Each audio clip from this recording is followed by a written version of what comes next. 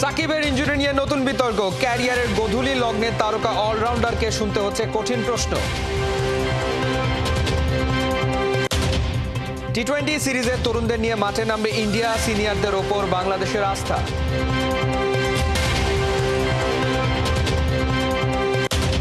বেঁচে গেছে বাফুফের নির্বাচনের দামামা, তাবি দাওয়াল দিলেন সভাপতি পদে লড়ার ঘোষণা।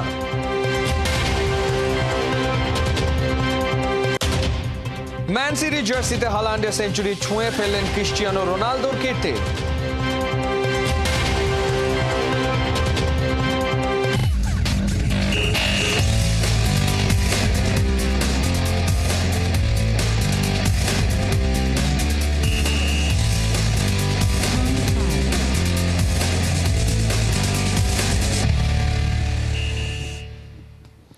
স্বাগত খেলাযোগে, আপনাদের সাথে আছি আমি ফাইম রহমান।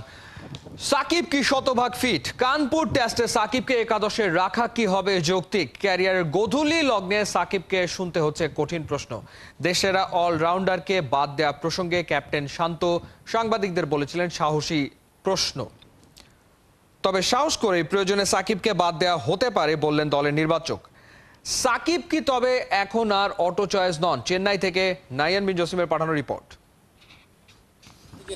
সাকিবকে যদি আমাদের দরকার হয় দলের টিম কম্বিনেশনে সাকিব খেলবে, আর যদি মনে হয় যে না এই মুহূর্তে আমাকে তাকে ছাড়া চিন্তা করার দরকার হতে পারে, সেটা হতে পারে।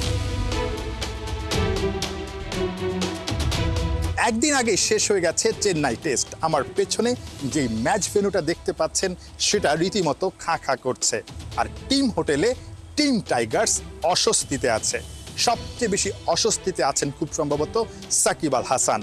ক্যারিয়ারের একেবারে গোধূলি লগ্নে এসে একটা কঠিন প্রশ্ন তাকে তেড়ে বেড়াচ্ছে দমকা হাওয়ার মতো। সাকিব আল হাসানকে কি এখনই দল থেকে বাদ দেওয়া উচিত? তাকে কি একাদশ থেকে ছেঁটে ফেলা উচিত? যে প্রশ্নটা আসলে গত 18 বছরে একটা বারের জন্য সাকিব আল হাসানকে নিয়ে তোলার কেউ সাহস পায়নি, সে প্রশ্নটাই ঘুরে ফিরে বারবার আসছে। সাকিব আল হাসান ব্যাট হাতে যেভাবে স্ট্রাগল করছেন, স্টিপ মুখে নিয়ে যেভাবে আসলে ব্যাটিংটা করার চেষ্টা করছেন, নিজেকে টেনে নিয়ে যাচ্ছেন, সেটা অনেকেই দেখতে পারছেন না। দেখে অনেকের মায়া হচ্ছে। বল হাতে ফোলা আঙ্গুল নিয়ে যেভাবে বল করছেন সেটাও আসলে কেউ মেনে নিতে পারছেন না। ঠিক এই অবস্থায় সাকিব আল হাসান কি আসলেই শতভাগ ফিট থেকে খেলছেন? এই প্রশ্নটাই কিন্তু সবার আগে চলে আসছে। আনফিট থেকে বা হাফ ফিট থেকে খেলাটাকে সাকিব আল হাসান নিজেই প্রতারণার সঙ্গে তুলনা করেন। যদি ফিটনেসের ইস্যু বলি, তাহলে সাকিব আল হাসান এখন কত পার্সেন্ট ফিট? 100% ফিট, নাকি 80% ফিট, নাকি 70% ফিট? আপনার কাছে কি মনে হয়? পার্সেন্টেজে আসলে আমি জাজমেন্ট এই মুহূর্তে করবো না, বিকজ গতকাল কি খেলা শেষ হয়েছে, আজকে একটা পুরো রিকভারি ডে আমাদের, মানে অফ ডেই বলা যায়। কালকে আমরা যাচ্ছি কানপুরে, তারপরে যে আমাদের কিছু সেশন থাকবে, 2টা সেশন থাকবে, সেখানে যাওয়ার পরে আমরা ওই জাজমেন্টটাতে যাব। আপনি তো একজন টেস্ট ক্রিকেটার ছিলেন, ওপেনার ছিলেন। টেস্ট ক্রিকেটে মানে সাকিব যেভাবে আসলে খেলছেন, যে স্ট্রিপটা দিয়ে যেভাবে খেলছে, আসলে মানে একজন ব্যাটসম্যানের পক্ষে টেস্টের মতো লম্বা ফরম্যাটে এরকম চালিয়ে যাওয়াটা একটু কঠিন কিনা? মানে আপনি হলে ডিসিশনটা আপনার কি হতো আসলে? অ্যাজ এ ক্রিকেটার আমি যদি এখন ফর এক্সাম্পল আমি যদি 2টা আঙ্গুল একসঙ্গে করে ব্যাটিং করে আমি স্বাচ্ছন্দ্য বোধ করি, আমি 2টা আঙ্গুল একসঙ্গে করে গ্লাস বেঁধে তারপর ব্যাটিং করব। এটা আমার উপর ডিপেন্ড করবে যে আমি কিভাবে ফিল করছি এবং আমি সেই চ্যালেঞ্জটা নেওয়ার মতো এভাবে করে সেট হতে পেরেছি কিনা। সো ইন্ডিভিজুয়াল সাকিব আমার এই যে ব্যাটিংয়ের যে বিষয়টা আপনি বললেন, এখানে যেভাবে ও খেলছে গত 2টা ইনিংসে আমার কাছে সেটা দেখে মনেই হয়নি কোথায় কোনো সমস্যা আছে বলে। নির্বাচক হান্নান সরকারের কথায় পরিষ্কার, সাকিব আল হাসান আপাতত শতভাগ ফিট নন। কানপুর টেস্ট সামনেই, সেই কানপুর টেস্টের আগে শতভাগ যদি তিনি ফিট না হতে পারেন, তবে কি আসলে তাকে খেলানো হবে? হান্নান সরকার পরিষ্কারভাবে বলে দিয়েছেন অলরাউন্ডার সাকিব আল হাসানকেই তারা আসলে দলে চান। যদি কোনো কারণে শুধুমাত্র ব্যাটসম্যান কিংবা শুধুমাত্র বোলার সাকিব আল হাসানকে চান, সেটা হবে বিশেষ বিবেচনায়। আবার এমনও হতে পারে ঠিক এই সময়টায় এসে সাকিব আল হাসানকে একাদশে নাও রাখা হতে পারে, যে কথাটা এর আগে কখনোই কেউ সাহস করে বলতে পারেননি। নির্বাচকরা কিন্তু সেই কথাটাই এখন সাহস করেই বলছেন। অর্থাৎ দিন শেষে পারফরমেন্সই টিম ম্যানেজমেন্টের কাছে শেষ কথা। আমরা টিম কম্বিনেশন সাজাতে গেলে সাকিবকে যদি আমাদের দরকার হয় দলের টিম কম্বিনেশনে সাকিব খেলবে, আর যদি মনে হয় যে না এই মুহূর্তে আমাকে তাকে ছাড়া চিন্তা করার দরকার হতে পারে, সেটা হতে পারে। কারণ সাকিব কিন্তু আমাদের অন্য ফর্মেটগুলোও খেলে, টি-20ও খেলে, ওয়ানডেও খেলে, প্রতিটা ফর্মেটও খেলে এখন। তো সেই জায়গা থেকে সামনে আপনারা জানেন যে 3টা টি-20ও রয়েছে, সেটাও আমাদের বিবেচনায় থাকবে। টেস্টে সাকিব আল হাসান সবশেষ অর্ধশতক করেছিলেন সেটাও 7 ইনিংস আগে, আর 5 উইকেটের কীর্তি করেছেন সেটা 2022 সালে। পরিসংখ্যানই বলছে সাকিব আল হাসান আপাতত ড্রাইভিং সিটে নেই। সাকিব আল হাসান আগেই বলেছিলেন তিনি যখন বুঝবেন তিনি ড্রাইভিং সিটে নেই, প্যাসেঞ্জার সিটে বসে আছেন, তখন আসলে ক্রিকেটটাকে তিনি আর চালিয়ে যাবেন না। এই সাকিব আল হাসানকে সবাই চায় তার মতো করে, সব্যসাচী সাকিব আল হাসানকে সবাই চায়। সাকিব আল হাসানকে বাংলাদেশের ক্রিকেটে এখনও দরকার সাকিব আল হাসানের মতো করে। তিনি যদি তার মতো করে পারফর্ম করেন সেটা হবে বাংলাদেশের ক্রিকেটের জন্য সবচেয়ে বড় ভাগ্যের বিষয়। কিন্তু কোনো কারণে লম্বা সময় ধরে যদি ঠিক একইভাবে তার অফ ফর্ম বজায় থাকে তবে সাকিব আল হাসান নিজেই হয়তোবা নিজেকে সরিয়ে নেবেন। নাহিয়ান বিন জসিম, ৭১, চেন্নাই, ভারত। বিরাট কোহলি, রোহিত শর্মা অবসর নিয়েছেন বাংলাদেশের বিপক্ষে টি-20 সিরিজে। বুমরা, গিলরা পেতে পারেন বিশ্রাম, অর্থাৎ তরুণ দল নিয়ে মাঠে নামতে পারে ভারত। অথচ বাংলাদেশের টিম ম্যানেজমেন্ট বয়স্ক এবং আউট অফ ফর্ম রিয়াদ সাকিবকে নিয়েই পরিকল্পনা সাজাচ্ছে। নির্বাচক হান্নান সরকার বলছেন এখনই নতুন কাউকে দলে নিয়ে চাপে ফেলতে চাচ্ছেন না। চেন্নাই থেকে সাইফুল রূপকের পাঠানো রিপোর্ট। ২৬ ওয়ার্ল্ড কাপে যাওয়ার আগে অনেক সিনিয়র প্লেয়ারদের নিয়ে চিন্তার বিষয় রয়েছে। রোহিত, বিরাট ওয়ার্ল্ড চ্যাম্পিয়ন, গেল বিশ্বকাপে পারফর্ম মন্দ করেননি, আরামসে খেলে যেতে পারতেন 2026-এর টি-20 বিশ্বকাপ অবধি। অথচ নিজেদের বয়স আর তরুণদের কথা ভেবেই জায়গা ছেড়েছেন। তাদের অবসর দেখে মন ভেঙেছে কোটি ভক্তের। কিন্তু রোহিত কোহলি থেকে বয়সে বড়, পারফরমেন্সের দিক দিয়েও পিছিয়ে থাকা রিয়াদ আর সাকিব জায়গা ছাড়তে নারাজ। দুজনেই গেল টি-20 বিশ্বকাপে ছিলেন ফ্লপ।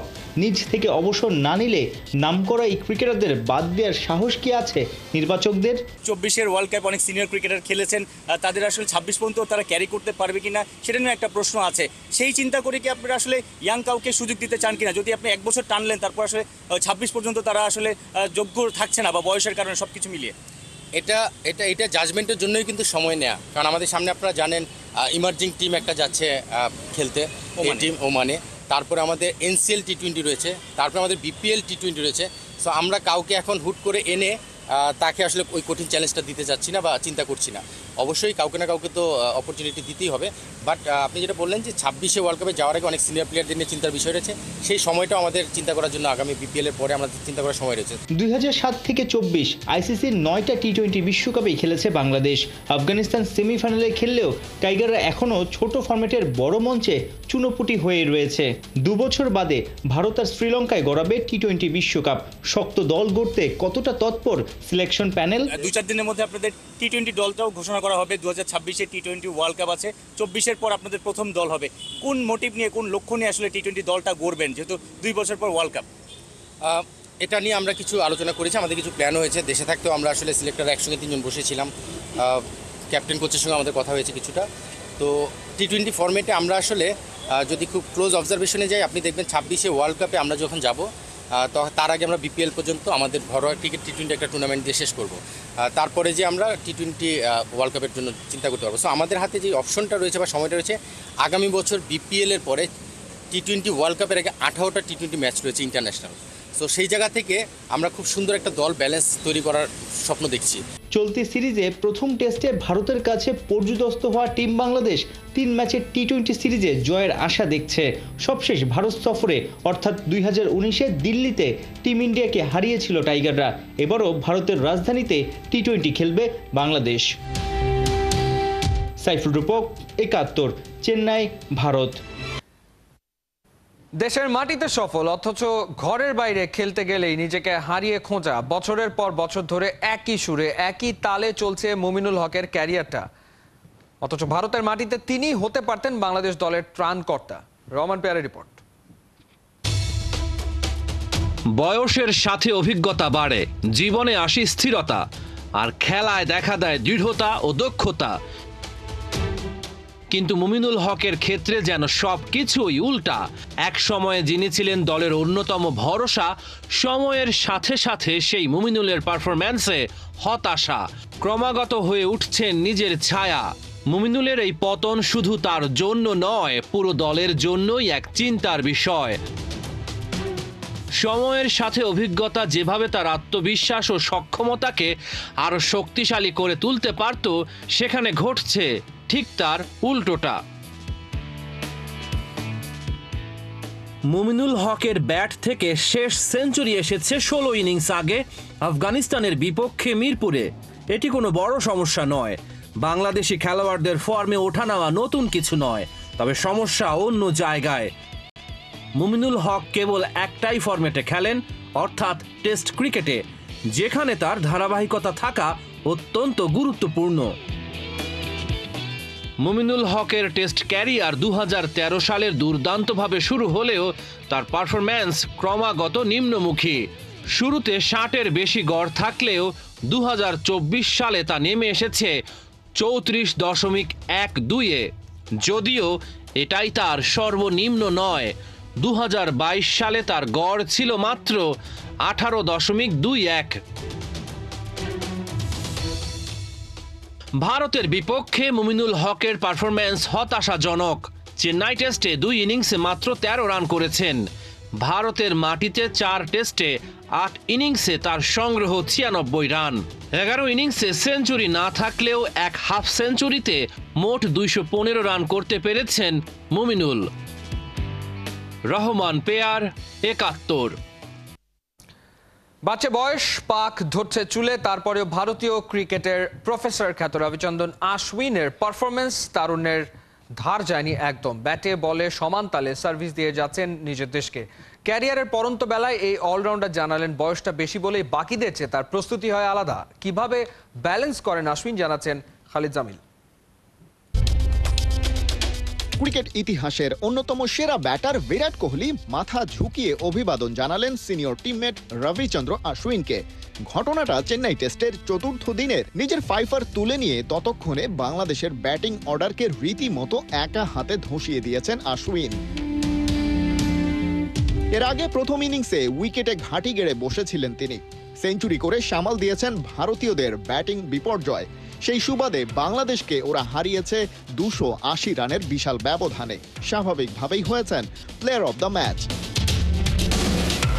ভারতের 6 নম্বর ক্রিকেটার হিসেবে আশ্বিন টেস্ট ক্রিকেটে 10 নম্বর প্লেয়ার অব দ্য ম্যাচের তকমা বাগালেন। এই তালিকায় 14 বার প্লেয়ার অব দ্য ম্যাচ হয়ে শীর্ষে মাস্টার ব্লাস্টার সচিন টেন্ডুলকার। 11টা ভারতের সাবেক কাপ্তান ও কোচ রাহুল দ্রাবিড়ের, 10টা করে কোহলি, জাদেজা আর অনিল কুম্বলের। এই ক্লাবে নতুন করে নাম লিখিয়ে টিমমেট কোহলিকে ছুঁয়ে ফেলেছেন আশ্বিন। কিন্তু 38 বছর বয়সে এমন পারফরমেন্স ধরে রাখা তো সহজ কথা নয়, তাও আবার টেস্ট ক্রিকেটে অলরাউন্ডার হিসেবে। চেন্নাই টেস্টের কথাই ধরুন, 113 রান করতে সাউথ ইন্ডিয়ার তপ্ত রোদে 223 মিনিট ব্যাট করেছেন। বোলিং এন্ড থেকে 2 ইনিংস মিলিয়ে আবার মোট 34 ওভার বল করেছেন এই অফ স্পিনার। বয়সকে বুড়ো আঙুল দেখিয়ে কিভাবে অসম্ভবকে সম্ভব করছেন, রহস্যের জট খুলেছেন আশ্বিন নিজেই। অফিসিয়াল প্রেস মিটে এই অলরাউন্ডার বলছিলেন 25, 26, 30 এমনকি 35 বছরের সাথে 38 বছর বয়সের অনেক ব্যবধান। এটার জন্য বিভিন্ন ধরনের কৌশল বেছে নিতে হয়, তবে কঠোর ফিটনেস ট্রেনিং নয়। এই বয়সে ওটা বরং কিছুটা কমিয়ে এনেছেন। আশ্বিন এখন ইয়োগাতে সময় দেন, যেটা দারুণ কাজে দেয়। ভারতের হয়ে দীর্ঘ ক্যারিয়ারে সিনিয়র এই অফ স্পিনারের নতুন কোনো স্কিল শেখার আছে কমই। তাই সেই ট্রেনিং এর চেয়ে সামনে দীর্ঘ সিজনের বিরতিগুলোই বিশ্রামকে দেবেন গুরুত্ব। বাড়তি ট্রেনিং করতে গেলে বরং ফিটনেসের 12টা বেজে যেতে পারে।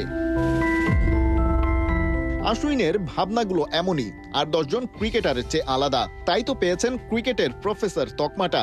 তার কাছে ধরাশায়ী হয়ে বাংলাদেশ কি কিছু শিখতে পারল? খালিদ জামিল, 71। সাউথ আফ্রিকা সিরিজকে সামনে রেখে বাংলাদেশের নিরাপত্তা ব্যবস্থা পর্যবেক্ষণে মিরপুরে শের-ই বাংলা জাতীয় স্টেডিয়াম পরিদর্শন করেছে আফ্রিকার প্রতিনিধি দল। এ সময় তাদের পুরো স্টেডিয়াম ঘুরিয়ে দেখান বিসিবির অপারেশনস বিভাগের ম্যানেজার শাহরিয়ার নাফিস। পরে মূল মাঠে সেনাবাহিনীর মহড়া দেখে স্টেডিয়াম ত্যাগ করে দলটি। বিস্তারিত রেদওয়ান চাওনের রিপোর্টে।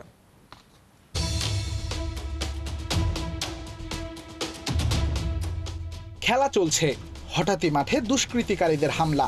জীবনের নিরাপত্তায় শঙ্কিত মাঠে উপস্থিত ক্রিকেটাররা। তবে ভীতি কেটেছে নিমিষে। অস্ত্র হাতে কমান্ডো ইউনিট মাঠে প্রবেশে। নিরাপত্তা বলয় বানিয়ে খেলোয়াড়দের মাঠ থেকে নিরাপদ স্থানে নিয়ে যাচ্ছেন সেনাবাহিনীর সদস্যরা। হেলিকপ্টার এসে ক্রিকেটারদের উদ্ধার করে দেয়া হয় সেফটি এক্সিট। মিরপুরে চলমান এই ঘটনা বাস্তবে ঘটেছে এমন না। সাজানো এই গল্প পরিবেশন করা হয়েছে সাউথ আফ্রিকা থেকে আসা প্রতিনিধি দলের জন্য। খেলার মাঝে অপ্রত্যাশিত কিছু ঘটলে তা কিভাবে মোকাবেলা করা হবে সেটা বোঝানোই ছিল মঞ্চস্থ নাটকের মূল লক্ষ্য। হোম অফ ক্রিকেটে পুরো আয়োজনটাই গ্র্যান্ড স্ট্যান্ড থেকে উপভোগ করেছে আফ্রিকা থেকে আসা নিরাপত্তা দল। নিরাপত্তা ব্যবস্থায় ওদের সন্তুষ্টির ওপরেই যে নির্ভর করছে Bangladesh south Africa test series. তাই অতিথিদের আপ্যায়নে রাখা হয়নি কোনো কমতি। পুঙ্খানুপুঙ্খভাবে তুলে ধরা হয়েছে সিরিজ নিয়ে দেশের নিরাপত্তা প্রস্তুতি। আর এ সময় তাদের সাথে ছিলেন বিসিবির অপারেশনস বিভাগের ম্যানেজার শাহরিয়ার নাফিস।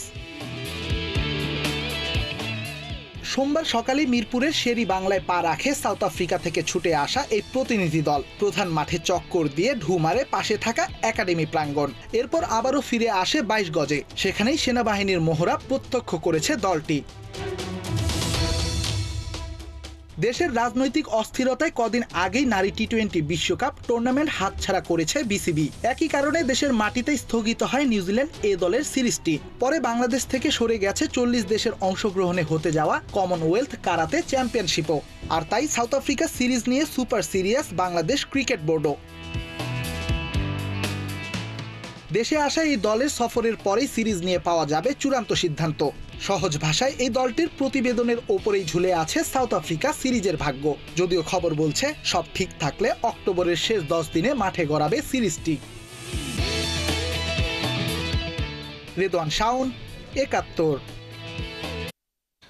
জমে উঠেছে বাফুফে নির্বাচন। সভাপতি পদে প্রার্থী হলেন বিএনপির জাতীয় কার্যনির্বাহী কমিটির সদস্য তাবিদ আউয়াল। সাবেক ফুটবলার ও 2 মেয়াদে বাফুফে সহ সভাপতির দায়িত্ব পালন করা তাবিদ আউয়াল জানান, ফুটবলের অসম্পূর্ণ কাজগুলো শেষ করতেই সভাপতি পদে নির্বাচন করতে চান তিনি। অর্ণবাপী রিপোর্ট।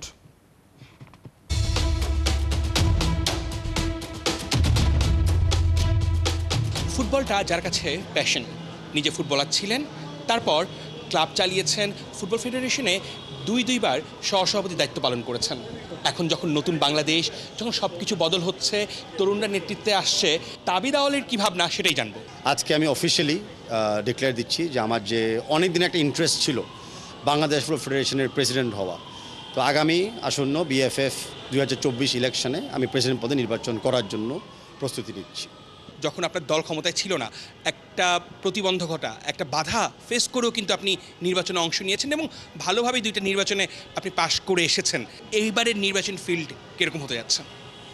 দেখেন, আমরা সবসময় চেষ্টা করি রাজনীতি এবং বিশেষ করে একটা সরকারকে এই ফুটবলের ভিতরে নিয়ে আসার জন্য। সত্যি কথা বলা হলো যে বাংলাদেশের ফুটবল নিয়ন্ত্রিত হয় ফিফার ধারণে।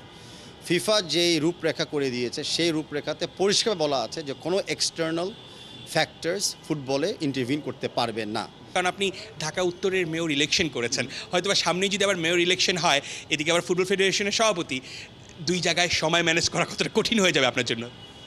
সময় ম্যানেজ সব কিছুতে একটা কোয়েশ্চেন চলে আসে, বাট আমি আমার ক্যাপাবিলিটি আমি রিলাই করতেছি আমার ট্র্যাক রেকর্ডের উপরে, যে ফুটবল, সিটি কর্পোরেশন এবং মাঝে মধ্যে রাজনৈতিক অঙ্গল একটা জায়গায় কোনো একটা টিম ওয়ার্কে তাদেরও খেলতে হয়। তা আমি মনে করি যদি ভবিষ্যতে 2-3টা সংগঠনকে আমি এক করতে পারি, তাহলে আমরা সবাই মিলে মিউচুয়ালি বেনিফিশিয়ালি হব, হব না, ক্ষতিগ্রস্ত হব না। বিএনপি ক্রীড়া বিষয়ক সম্পাদক কিন্তু আপনার প্রতিদ্বন্দ্বী আরেকজনকে প্রেসিডেন্ট হিসেবে সমর্থন দিয়েছে।